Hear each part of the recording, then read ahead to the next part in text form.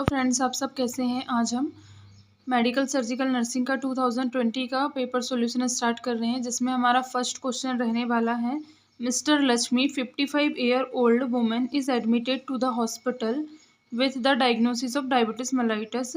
एक लक्ष्मी नाम की एक पेशेंट है, वुमेन्स है जो 55 ईयर ओल्ड है और हॉस्पिटल में क्या हुई है, ये एडमिट हुई है। इसकी डायग्नोसिस है डायबिटीज मेलाइटस। ये हमारा बेस क्वेश्चन है। इसके ऊपर 3 क्वेश्चंस दिए गए हैं, तो हम इसका पहला क्वेश्चन देख लेते हैं। Define diabetes mellitus. Diabetes mellitus को हमें डिफाइन करना है, तो ये क्वेश्चन हमें 2019 में सॉल्व किया है। क्वेश्चन नंबर 4 का ए था। मैं आपको इसकी लिंक डिस्क्रिप्शन बॉक्स में दे दूंगी, आप वहाँ से इसको पढ़ लें। फिर नेक्स्ट आ जाएगा list of complication of diabetes mellitus. ये क्वेश्चन भी हमने 2019 में MPMSU के जो क्वेश्चन है 2019 का, उसमें सॉल्व किया है। क्वेश्चन नंबर 4 का डी था, तो मैं आपको इसकी लिंक भी डिस्क्रिप्शन बॉक्स में दे दूंगी। अब हमारा नेक्स्ट क्वेश्चन रहने वाला है right medical and nursing management of Lakshmi. जो मेडिकल और नर्सिंग मैनेजमेंट हमें बताना है, डायबिटीज मेलाइटस से सफ़र कर रही है, तो उसका हमें नर्सिंग और मेडिकल मैनेजमेंट दोनों यहाँ पे बताना है। सबसे पहले हम देख लेते हैं फार्माकोलॉजिकल मैनेजमेंट। मेडिकल मैनेजमेंट में आ जाएगा फार्माकोलॉजिकल मैनेजमेंट। इसमें आ जाएगा insulin injection should be given according to the blood sugar level. It should given before meal half an hours इन 3 times a day। इसमें हमें क्या करना है, इंसुलिन इंजेक्शन को देना है अकॉर्डिंग टू हर RBS। पहले उसकी RBS चेक करना है, वाइटल्स लेने हैं, RBS चेक करने, पेशेंट को पूरा असेस करना है और हमें हर घंटे उसकी क्या करना है, RBS चेक करनी है। अगर इंसुलिन में कोई पेशेंट है तो हमें हर घंटे उसकी RBS चेक करनी होती है। अगर कंटिन्यू इंसुलिन में नहीं, इंसुलिन देते टाइम हमें RBS चेक करनी है। अगर RBS ज़्यादा है तो उसके अकॉर्डिंग हमें इंसुलिन देनी है। और खाना खाने के 2 घंटे के बाद में भी हमें RBS पेशेंट की चेक करनी है। नेक्स्ट आ जाएगा हाइपोग्लाइसेमिक ड्रग्स। हाइपोग्लाइसेमिक ड्रग्स देनी है, जैसे पायोग्लिटाजोन, मेटफॉर्मिन, गुआनाइड्स। नेक्स्ट आ जाएगा ग्लिपिजाइड सेकंड जनरेशन ऑफ सल्फोन्यूरियास। अब इसके नर्सिंग मैनेजमेंट में फर्स्ट आ जाता है लाइफ स्टाइल चेंजेस और dietary management. Life style changes, physical activity increase करनी है और अपना स्लिप पैटर्न अच्छा रखना है। अपने डाइटरी मैनेजमेंट में ज़्यादा हमें फ़ैट वाली चीज़ें, ऑयली स्पाइसी चीज़ें नहीं खानी है। स्मॉल डाइट्स लेनी है, एकदम से बहुत सारा खाना नहीं खाना है और हमें मीठा कम खाना है, जिससे हम डायबिटीज़ को कंट्रोल कर सकते हैं। अब नेक्स्ट आ जाता है नर्सिंग डायग्नोसिस। नर्सिंग डायग्नोसिस में फर्स्ट आ जाता है fluid volume deficit related to hyperglycaemia and restricted intake. Fluid volume क्या हो जाता है, कम हो जाता है, किसके कारण, हाइपरग्लाइसीमिया के कारण। और रिस्ट्रिक्टेड इनटेक मतलब हर चीज़ हम नहीं ले सकते, जो मीठा चीज़ें हैं उसको हमें नहीं लेना होता है। नेक्स्ट आ जाता है imbalance nutrition less than body requirement related to insulin deficiency, decrease uptake and utilisation of glucose by tissue, decrease oral intake. यहाँ पे क्या हो जाता है, न्यूट्रिशन इम्बैलेंस हो जाता है, क्योंकि हम यहाँ पे जो जितना बॉडी को रिक्वायरमेंट है उतना हम न्यूट्रिशन नहीं ले पाते हैं और इंसुलिन की डेफिशिएंसी हो जाती है, जिसके कारण जो हमारा इनटेक होता है वो क्या हो जाता है, जैसी हमारी बॉडी को चाहिए वैसा नहीं मिल पाता है और हमें रिस्ट्रिक्टेड फूड यहाँ पे लेने होते हैं, इनटेक करना होता है। नेक्स्ट आ जाता है risk for unstable blood glucose level related to deficiency of insulin. Blood glucose level क्या हो जाता है, अनस्टेबल हो जाता है, क्योंकि जो हमारा इंसुलिन है वो यहाँ पे क्या हो जाता है, डेफिसिट हो जाता है, कम हो जाता है। फिर इसमें नर्सिंग केयर प्लान आते हैं, तो आपको 2 नर्सिंग केयर प्लान बनाने हैं। आप ये फर्स्ट की 2 डायग्नोसिस के ऊपर नर्सिंग केयर प्लान बना सकते हैं। हमारा नेक्स्ट क्वेश्चन है, क्वेश्चन नंबर 2 का ए है define liver cirrhosis. Liver cirrhosis को हमें डिफाइन करना है। Cirrhosis is the complication of liver disease which involve loss of liver cells and irreversible scarring of liver cells. Liver cirrhosis क्या होती है, कॉम्प्लिकेशन होता है लीवर डिसीज का, जिसमें इरिवर्सिबल स्कारिंग बन जाते हैं लीवर सेल्स में। It is the chronic disease characterised by the replacement all degenerative changes in normal liver cells. जो लीवर सेल्स होती है उसमें क्या होते हैं, डिजेनरेटिव चेंजेस हो जाते हैं। Tissues with diffuse fibrosis and nodules that disturb the structure and function of liver, also scar formation. जो टिश्यूज होते हैं उसमें क्या हो जाते हैं, फाइब्रोसिस हो जाती है, नोड्यूल्स बन जाते हैं और जिसका फंक्शन और स्ट्रक्चर होता है लीवर का वो क्या हो जाता है, डिस्टर्ब हो जाता है, चेंज हो जाता है और उसमें स्कार फॉर्मेशन भी हो जाता है। ड्यू टू डिस्ट्रॉयड हिपेटोसाइट, किसके कारण होता है, हिपेटोसाइट्स के डिस्ट्रॉय होने के कारण। अब हम इसकी नेक्स्ट डेफिनेशन देख लेते हैं, जिसमें आ जाता है liver cirrhosis is the severe scarring of liver and poor in liver function at last stage of chronic liver disease. Scarring is the most often caused by prolonged exposure in toxins, alcohol or viral infection. Scarring leads to altered liver function. जो liver cirrhosis होती है वो क्या, उसमें क्या होता है, severe scarring होती है लीवर सेल्स में और पुअर लीवर फंक्शन हो जाते हैं लास्ट स्टेज तक आते आते तक. और इसमें जो सबसे ज़्यादा कॉज करता है इसको क्या करता है, अल्कोहल करता है, टॉक्सिन्स करते हैं, वायरल इन्फेक्शन करता है, जिसके कारण स्कारिंग हो जाती है लीवर में और जो लीवर के फंक्शन होते हैं वो अल्टर्ड हो जाते हैं. ये क्वेश्चन हमारे यहाँ पे फिनिश हो जाता है. आज का हम नेक्स्ट क्वेश्चन देख लेते हैं. Write down the aetiology of liver cirrhosis. क्या क्या इसकी ईटियोलॉजी होती है लीवर सिरोसिस की, जिसमें आ जाता है अल्कोहलिज्म के कारण होता है लीवर सिरोसिस. फिर आ जाएगा hepatitis ABCD, hepatotoxic drugs, CHF, congestive heart failure, biliary obstruction, diabetes, glycogen storage disease और इम्यूनोलॉजिकल कॉजेज. ये सब कॉजेज हैं इसके जिसके कारण लीवर सिरोसिस यहाँ पे हमें देखने को मिलता है. अब हमारा नेक्स्ट क्वेश्चन है सेकंड का C. Explain medical and surgical management of liver cirrhosis. हमें यहाँ पे मेडिकल मैनेजमेंट और सर्जिकल मैनेजमेंट बताना है लीवर सिरोसिस का. तो सबसे पहले हम मेडिकल मैनेजमेंट देख लेते हैं. फर्स्ट आ जाएगा इसमें it is the based on presenting symptoms के अकॉर्डिंग मेडिकल मैनेजमेंट प्रोवाइड किया जाता है. फर्स्ट आ जाता है एंटी एसिड्स प्रोवाइड की जाती है, बैलेंस डाइट दिया जाता है, एंटी एमेटिक्स देते हैं. एंटी एसिड्स में क्या क्या आ जाती हैं, सोडियम बाइकार्बोनेट आ जाती है, मैग्नीशियम हाइड्रोक्साइड आ जाती है. बैलेंस डाइट देनी है हमें. फिर आ जाएगी एंटी एमेटिक्स में आ जाती है एमसेट वगैरह आ जाती है. फिर वाइटामिन एंड न्यूट्रिशनल सप्लीमेंट देना है. फिर पोटेशियम स्पेयरिंग डायूरेटिक्स देनी है. वो किसके लिए देनी है हमें, एसाइटिस, जो फ्लूइड एक्यूमुलेशन हो जाएगा वहाँ पे लीवर्स में, उसके लिए हमें पोटेशियम स्पायरिंग डायरेटिक्स देनी है. एग्जांपल के लिए स्पायरोलेक्टोन. अवॉइडेंस ऑफ अल्कोहल, हमें अल्कोहल को अवॉइड करना है. फिर हम इसके डाइटरी मैनेजमेंट देख लेते हैं कि क्या क्या डाइटरी मैनेजमेंट होनी चाहिए, जिसमें provide high calorie diet and low liquid diet हमें देनी है. जो कैलोरीज में ज़्यादा हो ऐसी हमें डाइट देनी है और जिसमें लिक्विड डाइट हमें लो करनी है, कम देनी है. जैसे 800 to 1000 ml पर डे ही हमें क्या देना है, लिक्विड देनी है. फिर नेक्स्ट आ जाता है in hepatic coma give low protein and low sodium diet. Hepatic coma में हमें क्या क्या देनी है, प्रोटीन डाइट कम करनी है और सोडियम डाइट भी कम करनी है. फिर नेक्स्ट आ जाता है provide aluminium containing foods. Aluminium containing foods हमें प्रोवाइड करना है. Vitamin ADEK includes with diet of patient. ये जो विटामिन है ADEK ये हमें पेशेंट की जो डाइट है उसमें ये इंक्रीज़ करनी है.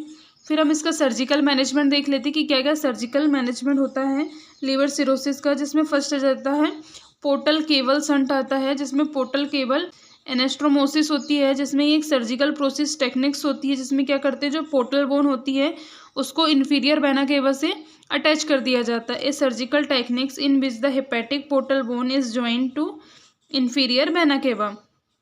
फिर जो नेक्स्ट सर्जरी होती है उसमें क्या होता है, स्प्लिनोरीनल संट होता है, जिसमें क्या होता है स्प्लिनोरीनल एनेस्टोमोसिस होती है, जिसमें क्या हो जाता है एक सर्जिकल प्रोसेस होती है. ये भी इसमें जो स्प्लीन होती है, स्प्लीन की वेन होती है, उसको कहाँ से जोड़ दिया जाता है, लेफ्ट रीनल वेन से जोड़ दिया जाता है. Surgical techniques in which the spleen vein is join to left renal vein. फिर आ जाता है most for testing portal hypertension. जो पोर्टल हाइपरटेंशन है उसको ट्रीट करने के लिए यूज़ किया जाता है. फिर नेक्स्ट आ जाता है लीवर ट्रांसप्लांटेशन, जिसमें क्या करते हैं लीवर को ही टोटली लीवर को क्या कर देते हैं, एक्सचेंज कर देते हैं. फिर हमारा आज का नेक्स्ट क्वेश्चन रहने वाला है सेकंड का D. राइट है nursing management of liver cirrhosis patient. हमें लीवर सिरोसिस पेशेंट का नर्सिंग मैनेजमेंट बताना है, जिसमें फर्स्ट आ जाएगा monitoring vital sign, intake output and electrolyte level to determine the fluid volume status. हमें पेशेंट का वाइटल साइंस लेने हैं, मॉनिटरिंग करनी है, इनटेक आउटपुट को मॉनिटर करना है और जो फ्लूइड वॉल्यूम स्टेटस है उसको देखना है.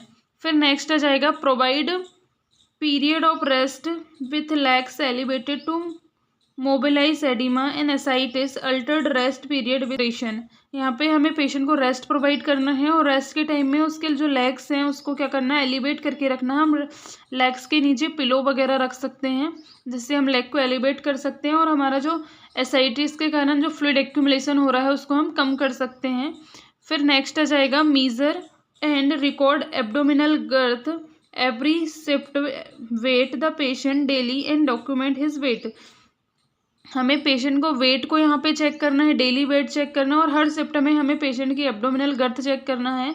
इससे हमें ये पता लग सकता है कि जो फ्लूइड है वो एक्यूमुलेट तो नहीं हो रहा है, ये हम देख सकते हैं। फिर नेक्स्ट जाता है administer diuretics potassium protein and vitamin supplement as ordered. हमें पेशेंट को प्रोटीन और वाइटामिन सप्लीमेंट देनी है और डायूरेटिक्स देनी है, जिससे जो फ्लूइड एक्यूमुलेशन हो रहा है उसको हम बॉडी से एक्सक्रीट आउट करवा सके। फिर नेक्स्ट जाता है observe the document for bleeding gums, ecchymosis, epistaxis, petechiae and degree of sclera skin jaundice remain with the patient during the haemorrhagic episodes. हमें पेशेंट में कुछ जो हाई रिस्क चीज़ें हैं जो उनके सिम्टम्स में दिख रहे हैं वो हमें असेस करनी है। जैसे अगर ब्लीडिंग गम्स से अगर ब्लीडिंग हो रही है, काइमोसिस हो रहा है, नोज ब्लीडिंग हो रही है, पटेची हो रही है स्किन के ऊपर, साइन एंड सिम्टम्स है जिसको हमें मीजर करना है, ऑब्जर्व करना है और डॉक्यूमेंट करना। फिर नेक्स्ट जाता है inspect stool of amount colour and stool है उसका हमें कलर और अमाउंट हमें देखना है और उसकी कंसिस्टेंसी देखना है। Test stool and vomitus for occult blood as order. हमें स्टूल में चेक करना है कि कहीं उसमें ओकल्ट ब्लड तो नहीं आ रहा है, वॉमिटस के साथ में ब्लड तो नहीं आ रहा है, ये सब हमें चेक करना है। फिर आ जाएगा नर्सिंग डायग्नोसिस, हम देख लेते हैं risk of injury related to coagulopathy. Coagulopathy के कारण क्या हो रही है, रिस्क ऑफ इंजरी हो रही है। फिर है altered nutrition less than body requirement related to decrease metabolism of fat and protein. यहाँ पे न्यूट्रिशन की क्या हो जा रही, कमी हो जा रही है, जितना हमें बॉडी को ज़रूरत है उतना न्यूट्रिशन नहीं मिल पा रहा है।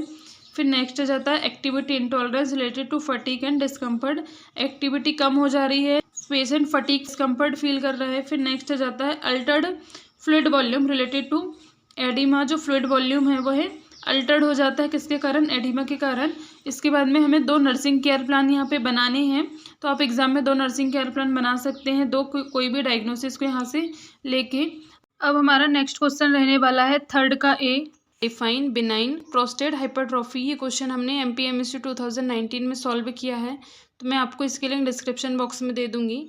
हमारा आज का नेक्स्ट क्वेश्चन रहने वाला है discuss causes pathophysiology and clinical manifestation of BPH benign prostate hypertrophy. तो सबसे पहले हम इसके कॉजेज देख लेते हैं कि क्या क्या कॉजेज होते हैं, कारण होते हैं जिसके कारण BPH होता है। फर्स्ट आ जाएगा अननोन कॉजेज, मतलब इसका कोई भी जो कॉजेज है वो नोन नहीं है। फिर नेक्स्ट आ जाएगा old age above 50 year, 50 year से ज़्यादा एज के मेंस को ये होता है। फिर नेक्स्ट आ जाता है हेरिडिटरी के कारण, अगर फैमिली में किसी को है तो हेरिडिटरी के कारण भी ये BPH होता है। फिर नेक्स्ट आ जाता है क्रॉनिक इन्फेक्शन है तो उस टाइम में भी BPH होता है। हार्मोनल अल्ट्रेशन, एंड्रोजन जो हार्मोन है वो अगर इंक्रीज हो जाता है उस टाइम में भी होता है। फिर आ जाएगा prolonged obstruction, reduced exercise and alcohol consumption. फिर नेक्स्ट आ जाता है dietary increase in animal fat and saturated fatty diets, lifestyle, obesity. ये सब क्या है, इसके कॉजेज हैं जिसके कारण BPH होता है। अब हम इसकी पैथोफिजियोलॉजी देख ले। Due to increase level of alpha dihydrotestosterone, जो 5 अल्फा डिहाइड्रोटेस्टोस्टेरोन का लेवल क्या हो जाता है, इंक्रीज हो जाता है। फिर इससे क्या लीड करता है, हाइपर एक्टिविटी ऑफ टेस्टोस्टेरोन, जो टेस्टोस्टेरोन की एक्टिविटी क्या हो जाती है, इंक्रीज हो जाती है। फिर नेक्स्ट आ जाता है hyperplasia, over growth of prostate tissue, जो प्रोस्टेट टिश्यू होते हैं उसकी क्या हो जाती है, ओवर ग्रोथ हो जाती है। फिर ये किसको लीड करता है, prostatic urethra become compressed and narrowing. जो प्रोस्टेटिक यूरेथ्रा होता है वो क्या हो जाता है, कंप्रेस हो जाता है और नैरो हो जाता है, जिसके कारण प्रोलॉन्ग्ड ऑब्स्ट्रक्शन हो जाता है, जिसके कारण जो यूरेथ्रा होता है उसमें ऑब्स्ट्रक्शन हो जाता है और यूरिन का फ्लो नहीं बन पाता है। फिर हम इसके क्लिनिकल मैनिफेस्टेशन देख लेते हैं कि क्या क्या साइन एंड सिम्टम्स होते हैं, जिसमें early stage they may be no symptoms. Early stage में इसी में किसी भी प्रकार के हमें सिम्टम्स नहीं दिखते हैं। इन लेटर स्टेज में हमें क्या क्या सिम्टम्स दिखाई देते हैं, urinary obstruction and retention. Urine क्या हो जाती है, ऑब्स्ट्रक्ट हो जाती है और रिटेन हो जाती है, ये एक्सक्रीट आउट नहीं हो पाती है बॉडी से, और अगर होती भी है तो इसमें बहुत ही पेन होता है।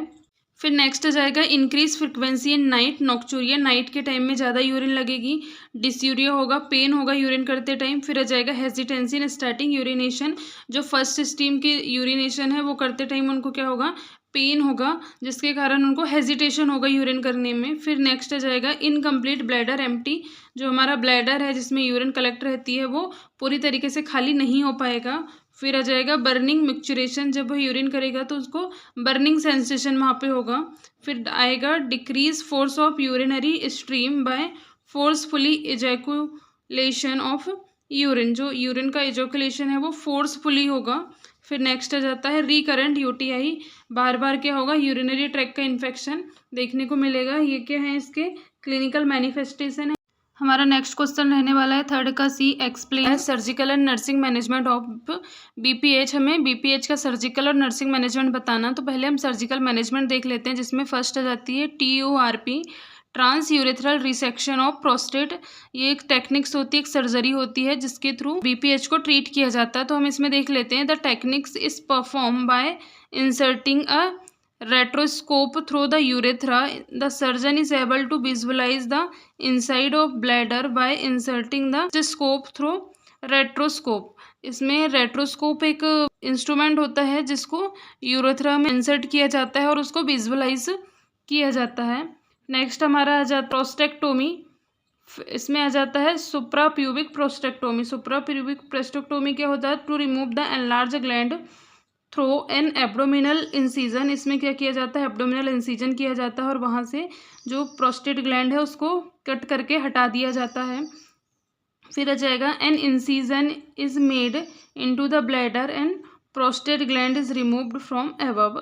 नेक्स्ट आ जाएगी रेट्रोप्यूबिक प्रोस्टेक्टोमी। इसमें आ जाता है incision made in low abdominal between prostate gland and pubic arch and the bladder without entering the bladder. जो इसमें क्या होता है, जो रेट्रोप्यूबिक होती है उसमें इंसीजन कहाँ लगाया जाता है, एब्डोमिनल की नीचे साइड से इंसीजन लगाया जाता है, प्रोस्टेट ग्लैंड और प्यूबिक आर्च के बीच से इंसर्ट किया जाता है और इसमें ब्लैडर में इंसीजन नहीं लगता है। नेक्स्ट हमारी आती है पेरिनियल प्रोस्टेक्टोमी। इसमें आ जाता है to remove gland through an incision is the perineum. इसमें पेरिनियम से इंसीजन लगा के जो प्रोस्टेट ग्लैंड है उसको हटाया जाता है। फिर हम नर्सिंग मैनेजमेंट देख लेते हैं। नर्सिंग मैनेजमेंट में फर्स्ट आ जाता है administer medication as prescribed. Example reductase, example में five alpha inhibitor to reduce the size of prostate and decrease symptoms. Administer किया जाता है मेडिकेशन, जैसे अल्फा रिडक्टेज इनहिबिटर है जो क्या करती है, प्रोस्टेट ग्लैंड की साइज को रिड्यूस करती है। फिर नेक्स्ट आ जाता है prepare the patient for diagnostic test and surgery as appropriate. Patient को हमें प्रिपेयर करना है डायग्नोस्टिक टेस्ट के लिए और सर्जरी के लिए। फिर नेक्स्ट आ जाता है obtain a urine culture if UTI is suspected. जो यूरिन कल्चर है यूटीआई में अगर वो सस्पेक्टेड है तो उसको हमें असेस करना है, कल्चर के लिए यूरिन को भेजना है। फिर नेक्स्ट आ जाता है if urine retention occurs insert an indwelling catheter. Indwelling catheter के थ्रू हमें जो यूरिन रिटेन हुई है उसको एक्सक्रीट आउट करना है, बाहर करना है। फिर नेक्स्ट आ जाता है monitor and record the patient vital signs and check intake output. हमें पेशेंट का वाइटल साइंस यहाँ पे मॉनिटर करना है और खासकर उसका इनटेक आउटपुट हमें यहाँ पे मॉनिटर करना है। अगर आउटपुट नहीं निकलता है, जितना हम इनटेक दे रहे हैं उतना आउटपुट नहीं आता है, तो वहाँ पे जो हमारा यूरिन है वो रिटेन हो रहा है। नेक्स्ट आ जाता है identify बॉबल and bladder elimination pattern. जो बॉबल और ब्लैडर का एलिमिनेशन पैटर्न है उसको हमें आइडेंटिफाई करनी है। नेक्स्ट आ जाता है encourage patient and family member to visualise concern and feeling. हमें जो पेशेंट के फैमिली मेम्बर्स हैं और पेशेंट हैं उनको हमें विजुअलाइजेशन के लिए हमें कंसर्न लेने हैं, उसके बाद ही हमें विजुअलाइज करना है। नेक्स्ट आ जाता है नर्सिंग डायग्नोसिस, जिसमें फर्स्ट है impaired urinary elimination related to obstruction of urethra. यहाँ पे क्या हो रहा है, यूरिनरी एलिमिनेशन इम्पेयर्ड हो रहा है, नहीं हो पा रहा है। किसके कारण नहीं हो रहा है, क्योंकि जो यूरेथ्रा है वो ऑब्स्ट्रक्शन हो गया है। Acute pain related to surgical procedure. Next आ जाता है anxiety related to incontinence. Incontinence के कारण क्या हो रही है, एंजाइटी हो रही है। फिर हमें नर्सिंग केयर प्लान बनाने हैं, 2 नर्सिंग केयर प्लान बनाने हैं। आप यहाँ पे 2 नर्सिंग डायग्नोसिस के लेके आप नर्सिंग केयर प्लान बना सकते हैं। अब हमारा नेक्स्ट क्वेश्चन है फोर्थ का ए, डिफाइन सीओपीडी। सीओपीडी मतलब chronic obstructive pulmonary disease. COPD is a disease state characterized by the air flow limitation that is not fully reversible। जो COPD होती है वो क्या होती है, डिसीज होती है एयरवे की, जिसमें क्या होता है प्रॉपर तरीके से यहाँ पे ऑक्सीजन का एयर फ्लो नहीं हो पाता है और ऑब्स्ट्रक्शन के कारण हाइपोक्सिया हो जाता है। COPD is the chronic disorder of airway characterized by the progressive airflow limitation which is associated with an abnormal inflammation response of the lungs to noxious particles to gas and the irreversible। जो COPD है वो एक chronic disorder है किसका, airway का, जिसमें क्या होता है एयर फ्लो प्रॉपर तरीके से नहीं हो पाता है और एयर फ्लो में लिमिटेशन हो जाता है, जिसके कारण हाइपोक्सिया हो जाता है और जो हमारी लंग्स होता है उसमें इन्फ्लामेशन हो जाता है, जिसके कारण गैस का एक्सचेंज प्रॉपर तरीके से नहीं हो पाता है। अब हमारा नेक्स्ट क्वेश्चन रहने वाला है फोर्थ का B, explain pathophysiology of COPD. हमें पैथोलॉजी बतानी है यहाँ पे सीओपीडी की, जिसमें फर्स्ट में आ जाता है एक्सपोजर टू रिस्क फैक्टर। अगर कोई पर्सन एक्सपोजर होता है उसका रिस्क फैक्टर में, जैसे स्मोकिंग वगैरह से उसका एक्सपोजर होता है, तो वो सब रिस्क फैक्टर में आता है। एक्सपोजर होने के बाद में क्या हो जाता है, क्रॉनिक इन्फ्लामेशन हो जाता है लंग्स में, फिर एयरवे रीमॉडलिंग हो जाती है। फिर उसके बाद में किसको लीड करती है, ये इंक्रीज म्यूकस प्रोडक्शन। वहाँ पे जो म्यूकस प्रोडक्शन होता है वो इंक्रीज हो जाता है, थिक रहता है म्यूकस और वहाँ पे एक्यूमुलेट होने लगता है। फिर नेक्स्ट आ जाता है सीलियरी डिसफंक्शन। जो सीलियाँ होती हैं उसका क्या हो जाता है, डिसफंक्शन हो जाता है, प्रॉपर तरीके से अपना फंक्शन वो नहीं कर पाती हैं। फिर नेक्स्ट आ जाता है emphysema alveolar wall destruction. Emphysema हो जाता है जिसमें जो एल्वियोलर वॉल है उसका डिस्ट्रक्शन हो जाता है और गैस एक्सचेंज फिर इम्पेयरमेंट हो जाता है, फिर गैस एक्सचेंज वहाँ पे नहीं हो पाता है। फिर उसके बाद में क्या होता है, एयरवे लिमिटेशन। जो एयर का फ्लो हो जाता है उसमें लिमिटेशन हो जाती है, प्रॉपर तरीके से एयर फ्लो नहीं हो पाता है। फिर ये किसको लीड करेगी, पल्मोनरी हाइपोटेंशन एंड कोर पल्मोनेट। ये फिर किसको लीड करेगी, पल्मोनरी हाइपरटेंशन हो जाएगा, कोर पल्मोनेट हो जाएगा। यहाँ पे हमारी ये सीओपीडी की पैथोफिजियोलॉजी थी। अब हमारा नेक्स्ट क्वेश्चन रहने वाला है फोर्थ का C, describe the medical management of COPD.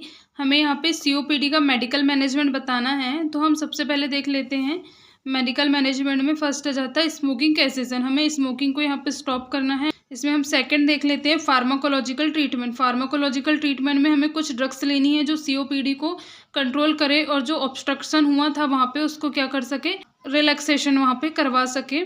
तो इसमें हम फर्स्ट लेते हैं ब्रोंकोडाइलेटर्स, जिसमें साल्ब्यूटामोल आती है। नेक्स्ट आ जाता है इनहेल्ड कॉर्टिकोस्टेरॉइड्स आती हैं, जो इनहेलर पंप्स होते हैं उसका भी हम यूज़ करते हैं। फिर नेक्स्ट आ जाती है एंटीबायोटिक्स होती हैं और म्यूकोलाइट्स, जो म्यूकस के प्रोडक्शन को क्या करती हैं, कम करती हैं और उसको एक्सेल आउट करवाने में हेल्प करवाती हैं। ये थी हमारी फार्माकोलॉजिकल ट्रीटमेंट में आ जाता है। फिर नेक्स्ट आ जाती है वैक्सीनेशन। वैक्सीनेशन में हमें कौन सी वैक्सीन लेनी है, इन्फ्लुएंजा वैक्सीन लेनी है और न्यूमोकोकल वैक्सीन हमें लेनी है एज अ प्रिवेंटिव थेरेपी। फिर नेक्स्ट आ जाता है ऑक्सीजन थेरेपी। अगर हाइपोक्सिया हुआ है पेशेंट को तो हमें ऑक्सीजन उसको according to her body requirement हमें ऑक्सीजन उसको प्रोवाइड करना है। फिर नेक्स्ट आ जाता है पल्मोनरी रिहेबिलिटेशन देना है, जिससे वह अपनी प्रीवियस लाइफ में बैक में आ सके, जिससे हमें उसको सिखाना है कि वह किस तरीके से डीप ब्रीथिंग एक्सरसाइज वगैरह कर सकता है, जिससे उसके लंग्स की कैपेसिटी को वह बढ़ा सकता है। फिर नेक्स्ट आ जाता है मैनेजमेंट ऑफ एक्सर्वेशन को उसको मैनेजमेंट बताने हैं।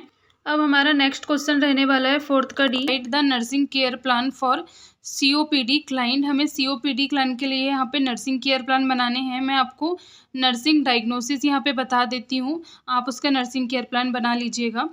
इसमें फर्स्ट हमारी नर्सिंग डायग्नोसिस आ जाएगी, impaired gas exchange related to alveolar capacity membrane change in the evidence by डिसएप्निया।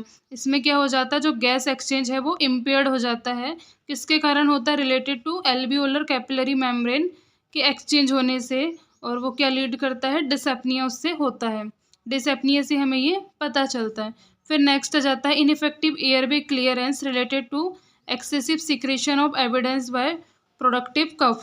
फिर नेक्स्ट आ जाता है ineffective breathing pattern related to anxiety. Anxiety के कारण ब्रीथिंग पैटर्न क्या हो जाता है, बदल जाता है। फिर नेक्स्ट आ जाता है activity intolerance related to imbalance between oxygen supply and demands evidence by fatigue dyspnoea and exertion. Anxiety के कारण वहाँ पे जो इम्बैलेंस हो जाता है किसका, ऑक्सीजन सप्लाई का इम्बैलेंस हो जाता है और ज़्यादा डिमांड रहती है ऑक्सीजन की, जिसके कारण पेशेंट फटीग डिसएप्निया और एक्सर्शन उसको होते हैं, जिससे हमें ये पता चलता है। फिर इसके बाद में हमें नर्सिंग केयर प्लान बनाने हैं। 2 नर्सिंग केयर प्लान हमें बनाने हैं। आप इसमें से किसी भी डायग्नोसिस को ले सकते हैं जिसके ऊपर आपको नर्सिंग केयर प्लान बनाने हैं। नर्सिंग केयर प्लान बनाने के लिए फर्स्ट हमारा पॉइंट रहता है असेसमेंट का, जिसमें सब्जेक्टिव और ऑब्जेक्टिव डाटा हम लिखते हैं। सेकंड पॉइंट होता है हमारा नर्सिंग डायग्नोसिस का। थर्ड होता है गोल का। फिर फोर्थ होता है प्लानिंग का। फिर इम्प्लीमेंटेशन, रैशनल और इवोल्यूशन। इस पॉइंट्स के ऊपर हमें नर्सिंग केयर प्लान बनाने हैं, तो आप 2 नर्सिंग केयर प्लान जरूर से एग्जाम में बना के आएँ। अब हमारा नेक्स्ट क्वेश्चन रहने वाला है फिफ्थ का, ये राइट शॉर्ट नोट्स ऑन। हमें शॉर्ट नोट्स यहाँ पे लिखना है, जिसमें हमारा फर्स्ट क्वेश्चन रहने वाला है nurses role in standard safety precaution. Standard safety precaution में क्या क्या नर्सेस के रोल्स होने वाले हैं। तो फर्स्ट आ जाता है हैंड हाइजीन। हैंड हाइजीन को हमें मेंटेन करना है। इसमें हमारी 7 स्टेप्स होती हैं हैंड हाइजीन की और 5 मूवमेंट्स होते हैं। 7 स्टेप्स में क्या आ जाती है, palm to palm, back of the palm, फिर interlocking, interlacing, thumb rotation, tip of the finger और ओवरऑल दी हैंड। ये हमारी स्टेप्स हो जाती है हैंड वॉशिंग की। और हम मूवमेंट देखते हैं तो इसके 5 मूवमेंट्स होते हैं, जिसमें before touching patient, after touching patient, before doing any procedure, after doing any procedure और after exposure of body fluid and patient surrounding. ये हमारे मूवमेंट्स हो जाते हैं हैंड हाइजीन के। तो हमें इसको फॉलो करना है, जिससे हम स्टैंडर्ड सेफ्टी प्रिकॉशन को बना के रख सकते हैं। फिर हमारा नेक्स्ट आ जाता है use of personal protective equipment. हमें पर्सनल प्रोटेक्टिव इक्विपमेंट को यूज़ करना है, जैसे गाउन, ग्लव्स, गॉगल, मास्क, ये सब हमें यूज़ करना है, जिससे हम इन्फेक्शन को एक जगह से दूसरी जगह ट्रांसफर नहीं करेंगे और पेशेंट तक भी कम्युनिकेट नहीं करेंगे उस इन्फेक्शन को, और पेशेंट से हेल्थ केयर प्रोवाइडर तक भी कम्युनिकेट होने से हम बचा सकते हैं। फिर नेक्स्ट आ जाता है सेफ़ इंजेक्शन प्रैक्टिसेस। हमें इंजेक्शन प्रैक्टिसेस सेफ़ और स्टरलाइन तरीके से मेंटेन करना है, इन्फेक्शन पेशेंट को नहीं देना है। फिर नेक्स्ट आ जाता है एनवायरमेंटल क्लीनिंग। हमें पेशेंट का सराउंडिंग और एनवायरमेंट को उसके क्लीन रखना है, जिससे इन्फेक्शन को हम कंट्रोल कर सकते हैं। फिर नेक्स्ट आ जाता है respiratory hygiene and cough etiquette. हमें रेस्पिरेटरी हाइजीन मेंटेन करके रखना है और हमें इसके लिए मास्क वगैरह यूज़ करने हैं। और कफ एटिक्वेट, अगर पेशेंट को किसी भी प्रकार की रेस्पिरेटरी डिसीज़ है तो उसका जो कफ को कलेक्ट करने के लिए अलग वे होना चाहिए और उसको किस तरीके से डिस्कार्ड करना है वो भी हमें स्टरलाइन तरीके से मेंटेन करना है। फिर नेक्स्ट आ जाता है पेशेंट एंड फैमिली एजुकेशन। हमें पेशेंट और फैमिली को एजुकेशन प्रोवाइड करना है कि किस तरीके से हम इन्फेक्शन को फैलने से बचा सकते हैं। फिर नेक्स्ट आ जाता है मॉनिटरिंग एंड रिपोर्टिंग। हमें पेशेंट की जो डिसीज़ कंडीशन है उसको मॉनिटरिंग करना है, और अगर वह हाई रिस्क में है तो हमें फिजिशियन होते हैं, फिजिशियन को हमें इन्फॉर्म करना है। फिर नेक्स्ट आ जाता है वेस्ट डिस्पोजेबल। हमें प्रॉपर तरीके से वेस्ट का डिस्पोजेबल करना है। जिस विंस में जो वेस्ट जाना चाहिए हमें उसी विंस में वो वेस्ट डालना है। जैसे अगर ग्रीन हमारी जो विन है, डस्टबिन है, तो उसमें हमें जनरल वेस्ट डालने हैं। अगर हमारी रेड डस्टबिन है तो उसमें हमें प्लास्टिक वेयर्स डालने हैं। अगर हमारी ब्लू डस्टबिन है तो उसमें हमें ग्लास वेयर डालने हैं। और अगर येलो डस्टबिन है तो हमें उसमें क्या डालने रहेंगे, जो ह्यूमन एनाटॉमिकल वेस्ट होते हैं वो सब उसमें आ जाते हैं। और वाइट डस्टबिन में हमें क्या डालना होता है, शार्प चीज़ें डालनी होती है। इस तरीके से हमें स्टैंडर्ड सेफ्टी प्रिकॉशन को मेंटेन रखना है। अब हमारा नेक्स्ट क्वेश्चन है 5th का B, psoriasis. Psoriasis is the long lasting autoimmune disorder characterised by the patches of abnormal skin that are topical, red, itchy and scaly patches may vary in severity from small and localized in complete body coverage, mostly seen on elbow, knee and scalp। जो psoriasis है वो क्या है, एक auto immune disorders है, जो skin की एक डिसऑर्डर्स है, जिसमें पैचेस हो जाते हैं स्किन में और स्किन एबनॉर्मल हो जाती है। और इसमें क्या दिखाई देते हैं, रेड, इची और स्केली लीजन यहाँ पे दिखते हैं, पटेचिस हो जाते हैं। और ये ज़्यादातर हमें कहाँ देखने को मिलते हैं, कौन से एरिया में, एल्बो में, नीज में और स्कैल्प में हमें देखने को मिलते हैं। इसका जो कॉजेस होता है सोरियोसिस का वो अननोन होता है, इडियोपैथिक होता है। फिर हम इसके क्लिनिकल मैनिफेस्टेशन देख लेते हैं, जिसमें आ जाएगा erythematous, dry scaly patches, anxiety, stress commonly occurs in scalp, elbow, knee and sacral area. जो सोरियोसिस होता है वो उसमें क्या होता है, एरिथमेटस, ड्राई स्केली और पैचेस होते हैं। एरिथमेटस मतलब रेड कलर के पैचेस वहाँ पे होंगे, ड्राई रहेंगे, स्केली पैचेस रहेंगे। फिर पेशेंट को क्या होगी, एंजाइटी होगी, स्ट्रेस होगा। और ये पैचेस जो बनेंगे वो ज़्यादातर हमें कहाँ देखने को मिलेंगे, स्कैल्प में, एल्बो में, नीज में और सैक्रल एरिया में हमें ये देखने को मिलेंगे। अब हम इसका मैनेजमेंट देख लेते हैं, क्या मैनेजमेंट होता है। मेडिकल मैनेजमेंट में आ जाएगा in mild cases gives topical therapy and sunlights. हमें इसमें माइल्ड थेरेपी में हमें क्या करना है, हमें टॉपिकल यूज़ के लिए जो क्रीम वगैरह आती हैं, स्प्रे वगैरह आती हैं, वो हमें स्किन के ऊपर जहाँ पे ये हुए हैं उसमें हमें लगाने के लिए उसको पेशेंट को देना है और सनलाइट से प्रोटेक्ट करके रखना है। फिर नेक्स्ट आ जाएगा आल्सो गिव कॉर्टिकोस्टेरॉइड, एग्जाम्पल ट्राइएमनियोसिलोन और एसीटोनाइड्स। जो कॉर्टिकोस्टेरॉइड से हमें कौन से कॉर्टिकोस्टेरॉइड्स देनी है, एमनियोसिलोन और एसीटोनाइड देनी है। फिर आ जाएगी नेक्स्ट डाइथ्रेनॉल ऑइंटमेंट आ जाता है, ये भी हमें पेशेंट को अप्लाई करने के लिए बोलना है, जहाँ पे उसको ये लीजन हुए हैं वहाँ पे हमें अप्लाई करने के लिए बोलना है। अब हमारा नेक्स्ट क्वेश्चन है 5th का सी, कार्डियो पल्मोनरी रिससिटेशन। ये हमने MPMSU 2018 में सॉल्व किया है, तो मैं आपको इसकी लिंक डिस्क्रिप्शन बॉक्स में दे दूंगी। हमारा नेक्स्ट क्वेश्चन रहने वाला है बायोमेडिकल वेस्ट मैनेजमेंट। ये क्वेश्चन भी हमने 2019 में सॉल्व किया है, तो मैं आपको इसकी लिंक भी डिस्क्रिप्शन बॉक्स में दे दूंगी। आज का हमारा नेक्स्ट क्वेश्चन रहने वाला है new trends in medical surgical nursing. Medical surgical nursing में क्या क्या न्यू ट्रेंड्स हैं, जिसमें फर्स्ट आ जाएगा यूजिंग मोर टेक्नोलॉजी। जो मेडिकल सर्जिकल नर्सिंग है उसमें बहुत सारी न्यू ऐसी टेक्नोलॉजी यूज़ की जा रही है, जिसके थ्रू हम क्या कर सकते हैं, जल्दी से हम किसी भी डिसीज़ को डायग्नोसिस कर सकते हैं और उसका ट्रीटमेंट हम ले सकते हैं। फिर आ जाएगा telehealth online cares. Telehealth में क्या होता है, ऑनलाइन ही हम फिजिशियन का हम प्रिस्क्रिप्शन ले सकते हैं और हम टेली हेल्थ के थ्रू अपनी उससे हम प्रिस्क्रिप्शन लेके मेडिसिन वगैरह लेके हम अपनी हेल्थ की केयर कर सकते हैं। फिर नेक्स्ट आ जाता है faster recovery plan. Medical surgical के थ्रू हम बहुत सारी डिसीजेस ऐसी होती हैं जिसका हम फास्टर बहुत जल्दी उसका रिकवरी प्लान रेडी कर लेते हैं और उस डिसीज को हम प्रिवेंट कर सकते हैं। फिर आ जाएगी robotic and small cut surgeries. बहुत सारी सर्जरी आजकल ऐसी होने लगी हैं जो रोबोटिक के थ्रू होने लगी हैं, मतलब इसमें जो ह्यूमन होता है उसका रोल नहीं होता है, रोबोट ही इसकी सर्जरी कर देते हैं और स्मॉल कट्स वगैरह जो सर्जरी में होते हैं वो सब रोबोट यहाँ पे कर देते हैं। फिर नेक्स्ट आ जाता है care for the whole person. Next आ जाएगा स्पेशलिस्ट नर्स। स्पेशलिस्ट नर्स होती हैं जो क्या करती हैं, डिसीज़ डायग्नोसिस को जल्दी क्योर करने के लिए हेल्प करती हैं। फिर आ जाएगा बेटर सेफ्टी रूल्स। जो इन्फेक्शन को कंट्रोल करे ऐसे हम सेफ्टी रूल्स का यूज़ करते हैं, PP किट्स वगैरह यूज़ करते हैं जिससे हम इन्फेक्शन को प्रिवेंट कर सकते हैं और सेफ्टी हम बना सकते हैं हेल्थ केयर प्रोवाइडर की भी और पेशेंट की भी। नेक्स्ट आ जाता है केयरिंग फॉर द अर्थ। अब हमारा नेक्स्ट क्वेश्चन रहने वाला है 5th का F, हाइपरटेंशन। ये क्वेश्चन हमारे शॉर्ट नोट्स में पूछा गया है। Hypertension also called the high blood pressure. It is the force of blood pushing against the wall of the arteries as it flow through them. तो जो hypertension होता है वो क्या होता है, ब्लड प्रेशर का हाई हो जाना। और ये ब्लड प्रेशर क्या होता है, जो आर्टरी के अगेंस्ट जो प्रेशर ब्लड पुश करता है वो होता है हमारा ब्लड प्रेशर। तो जब ये ब्लड प्रेशर जो प्रेशर है बॉल्स के अगेंस्ट, आर्टरी की बॉल्स के अगेंस्ट प्रेशर बढ़ जाएगा तो वहाँ पे हमारा ब्लड प्रेशर क्या हो जाएगा, इंक्रीज़ हो जाएगा और हम उसको हाइपरटेंशन बोलेंगे। फिर हम इसकी डेफिनेशन देख लेते हैं। Hypertension is the disease of vascular regulations in which evolution of arteries pressure among the normal range. जो हाइपरटेंशन होती है वो क्या होती है, वैस्कुलर डिसीजेस होती हैं जिसमें आर्टरी में प्रेशर दिया जाता है, उनकी बॉल में प्रेशर दिया जाता है नॉर्मल रेंज से। अगर ज़्यादा प्रेशर है तो हम उसको हाई ब्लड प्रेशर बोलते हैं। फिर हम इसके टाइप्स देख लेते हैं, टाइप्स ऑफ हाइपरटेंशन, जिसमें फर्स्ट आ जाता है प्राइमरी हाइपरटेंशन।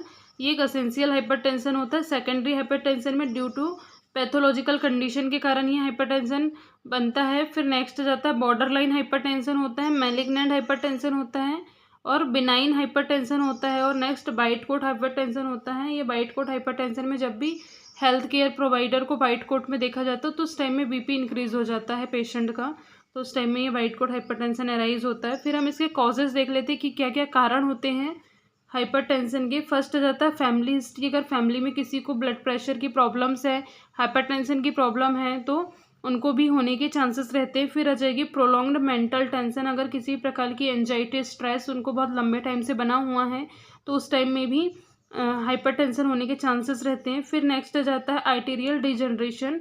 इसके कारण भी हाइपरटेंशन होने के चांसेस रहते हैं। फिर आ जाएगा हार्मोनल एंड मेटाबॉलिक डिस्टर्बेंस। अगर हार्मोनल और मेटाबॉलिक डिस्टर्बेंस है तो उस टाइम में भी हाइपरटेंशन होने के चांसेस रहते हैं। ड्यू टू किडनी डिसीज़ के कारण भी होते हैं और कंजेनिटल डिफॉर्मिटी है, हार्ट से रिलेटेड किसी भी प्रकार की कोई प्रॉब्लम्स है तो उस टाइम में भी हाइपरटेंशन देखने को मिलता है। फिर नेक्स्ट आ जाता है क्लिनिकल मैनिफेस्टेशन। इसमें फर्स्ट आ जाता है मॉर्निंग ऑसिपिटल हेडेक। इसमें मॉर्निंग के टाइम में ऑसिपिटल एरिया में हेडेक होता है। फिर नेक्स्ट आ जाता है फटीक, ब्लड विजन होता है, डिजीनेस होती है। फिर आ जाती है प्रोटीन यूरिया होता है, मतलब यूरिन में प्रोटीन की मात्रा बढ़ जाती है। हेमेचूरिया होता है, इनके साथ में ब्लड आता है। फिर आ जाएगा एंजाइनल पेन होता है, चेस्ट पेन होता है, पॉल्पिटेशन होता है, ब्रीथलेसनेस होती है और फिर टिनाइटस और एपिस्टेक्सिस मतलब नोज ब्लडिंग होती है। फिर हम इसके डायग्नोस्टिक इवोल्यूशन देख लेते हैं कि किस तरीके से हम इसको डायग्नोस कर सकते हैं। फर्स्ट आ जाएगा बाय मेजरिंग BP। BP को हम अगर डेली मॉनिटरिंग करते हैं, मेज़र करते हैं तो उस टाइम में भी हम हाइपरटेंशन को मेज़र कर सकते हैं, यूरिन टेस्ट कर सकते हैं जिसमें प्रोटीन यूरिया हमें देखने को मिलेगा। फिर नेक्स्ट आ जाता है चेस्ट एक्सरे करवा सकते हैं, ब्लड टेस्ट, हिस्ट्री कलेक्शन और फिजिकल एग्जामिनेशन, ये सब है डायग्नोस्टिक इवोल्यूशन है जिसके थ्रू हम हाइपरटेंशन को मेज़र कर सकते हैं, असेस कर सकते हैं और उसको अर्ली डायग्नोस कर सकते हैं। फिर इसके कॉम्प्लिकेशन में क्या क्या आ जाता है, हार्ट डिसीजेस हो सकती हैं, रीनल फेलियर हो सकता है और सेरेब्रल हेमरेज, एंजाइना पेक्टोरिस, ये सब इसके क्या है कॉम्प्लिकेशंस हैं। अगर हम हाइपरटेंशन को ट्रीट नहीं करेंगे तो ये सब डिसीजेस हो जाएंगी। फिर हम इसके मैनेजमेंट देख लेते हैं। तो मैनेजमेंट में हमें बीटा ब्लॉकर्स देनी है, एग्जाम्पल के लिए एटेनोलॉल्स, बेसोडाइलेशंस वाली जो ड्रग्स हैं उसको यूज़ करना है, जैसे नाइट्रेट्स होती हैं, कैल्शियम चैनल ब्लॉकर, निफेडिपिन हमें लेनी है। फिर नेक्स्ट आ जाता है डायूरेटिक में फ्रूसेमाइड लेनी है 20 mg। फिर नेक्स्ट आ जाता है angiotensin converting enzyme inhibitor, captopril, ये सब आ जाती हैं। अल्फा ब्लॉकर्स वगैरह, सेंट्रल एक्टिंग ड्रग्स, ये सब बहुत सारी ऐसी ड्रग्स हैं जो हम हाइपरटेंशन के लिए यूज़ करते हैं। यहाँ पे हमारा मेडिकल सर्जिकल नर्सिंग 2022 का कंप्लीट पेपर सॉल्यूशन फिनिश होता है। अगर आपको इस वीडियो से रिलेटेड किसी भी प्रकार का डाउट हो तो आप कमेंट्स बॉक्स में कमेंट्स कर सकते हैं। और अगर आपको मेरा वीडियो पसंद आया हो तो प्लीज़ लाइक करें, अपने फ्रेंड्स लोगों के साथ में शेयर करें और बेल आइकन को प्रेस करके रखें जिससे आपको नेक्स्ट वीडियो के नोटिफिकेशन टाइम से मिल जाए। All the best for your examination. Thank you for watching this video.